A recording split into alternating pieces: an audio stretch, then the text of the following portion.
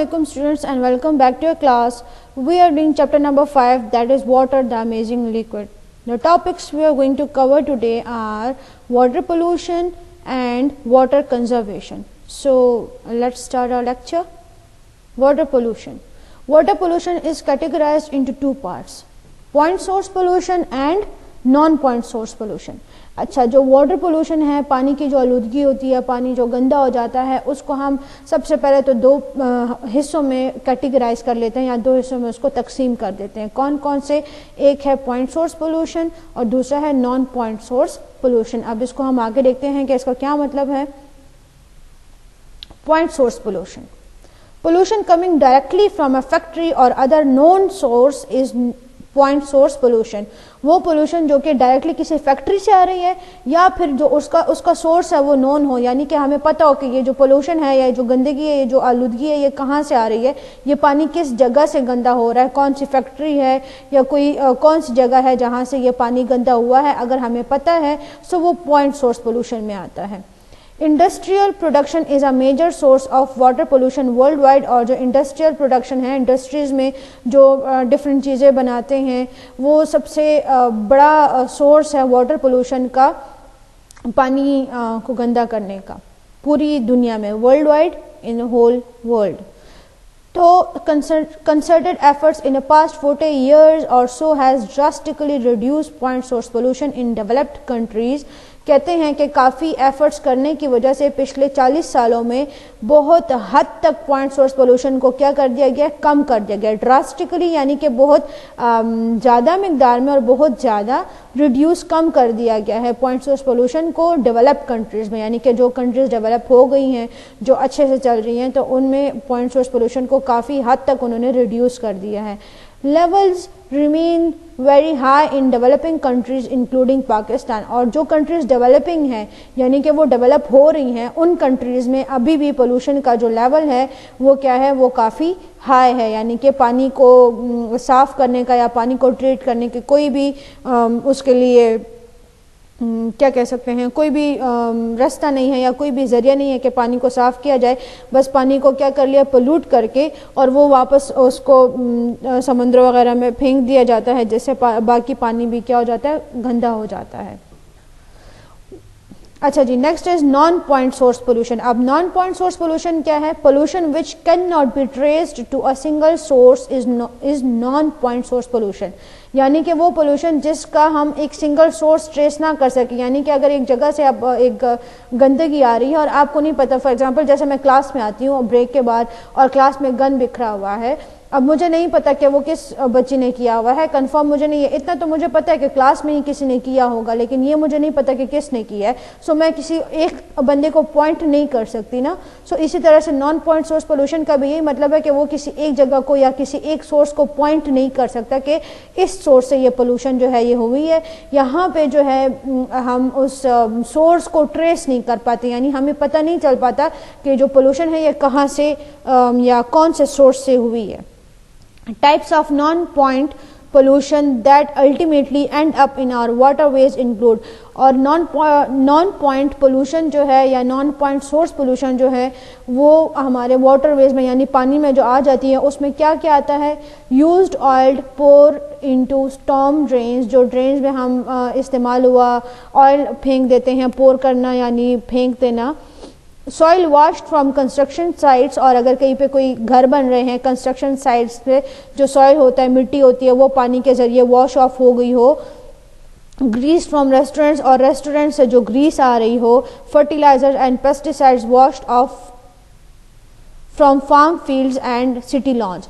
جو city lawns ہوتے ہیں یا فارم فیلڈز ہوتے ہیں, فارم جو کھیت وغیرہ ہوتے ہیں, وہاں پہ جو پیسٹیسائڈز اور فرٹیلائزرز ہوتے ہیں جو کہ کھیتوں کو اچھی فصل کے لیے وہ کیے جاتے ہیں, ان کو دیے جاتے ہیں فصلوں کو, تو وہ جو ہے وہ بھی اگر واش آف ہو جائیں تو ہمیں نہیں پتہ چلے گا کہ کون سے کھیت سے یہ پیسٹیسائڈ یا فرٹیلائزرز آئے. اسی طرح سے گریس بھی اگر ہے تو ہمیں نہیں پتہ کہ کون سے ریسٹورینٹ سے آیا ہے. کنسٹرکشن سائٹس بھی ہمیں نہیں پتہ, ہو سکتا ہے کہ وہاں 3 گھر بن رہے ہوں یا ایک فیکٹری بن رہی ہو, 2 گھر بن رہے ہو, تو ہمیں کیا پتہ کہ وہ جو ہے جو سوائل واش آف ہوا ہے تو وہ کون سی کنسٹرکشن سائٹ سے آیا ہے.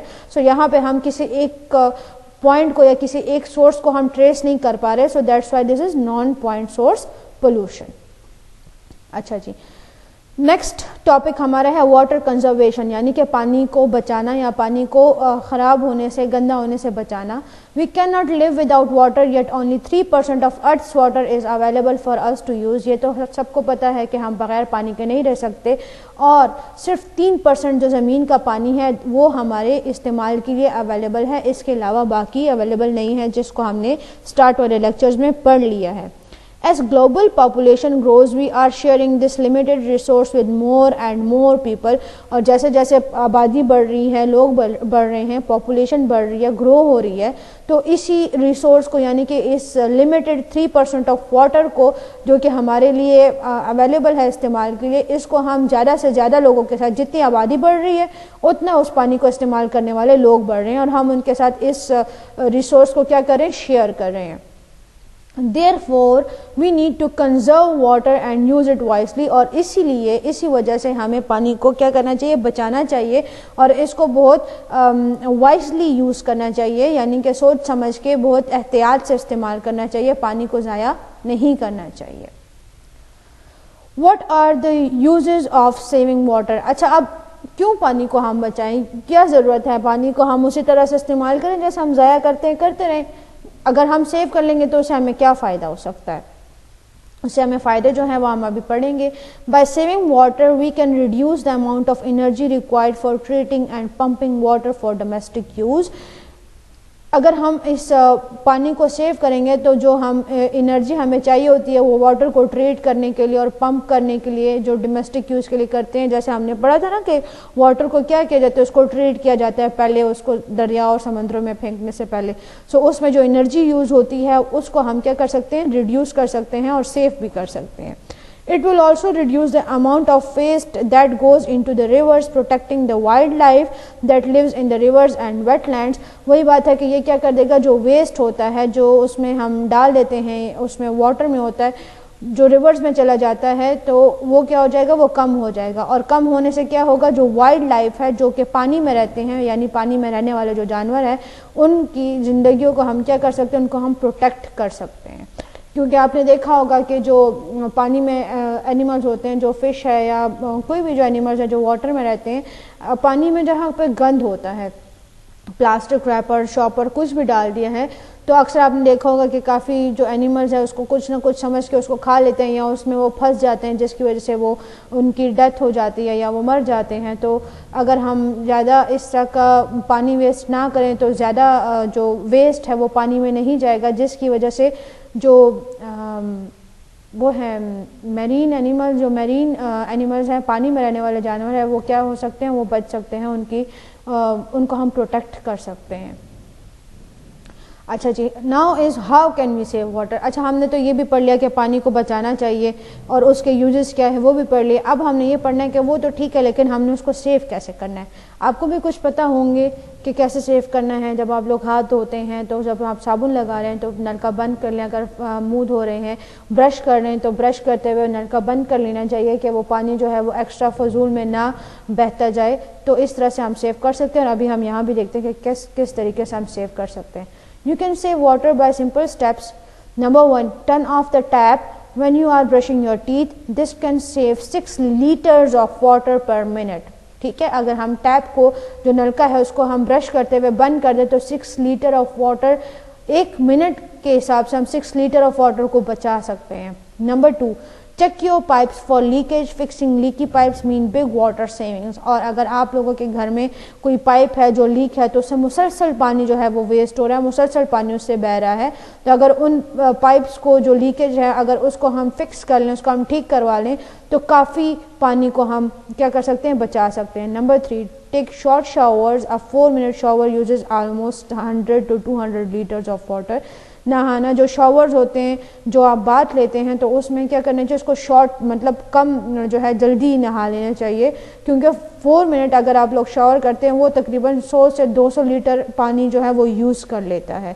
तो अगर हम इससे भी ज़्यादा सोचें, अगर हम फॉर एग्जांपल 10 मिनट भी नहा रहे हैं, 10 मिनट ले रहे हैं, 20 मिनट ले रहे हैं, तो उसके हिसाब से कितना पानी यूज़ हो रहा है और कितना पानी वेस्ट हम कह सकते हैं कि हो रहा है. सो शावर्स क्या लेने चाहिए, शॉर्ट शावर्स लेने चाहिए.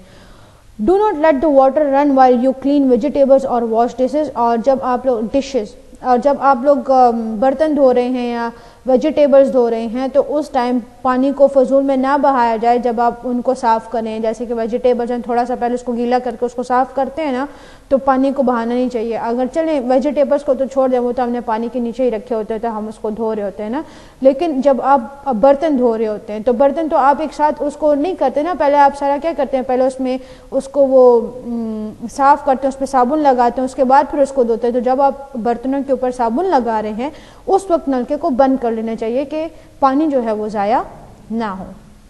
چلیں جی, with this we have come to the end of our lecture and the end of our chapter. And next lecture میں انشاءاللہ ہم نیو چیپٹر اسٹارٹ کریں گے. آئی ہوپ آپ کو لیکچر سمجھ آ گیا ہوگا. اگر کوئی کویشچن ہے تو ضرور پوچھیں. And till then take care and اللہ حافظ. See you in next lecture.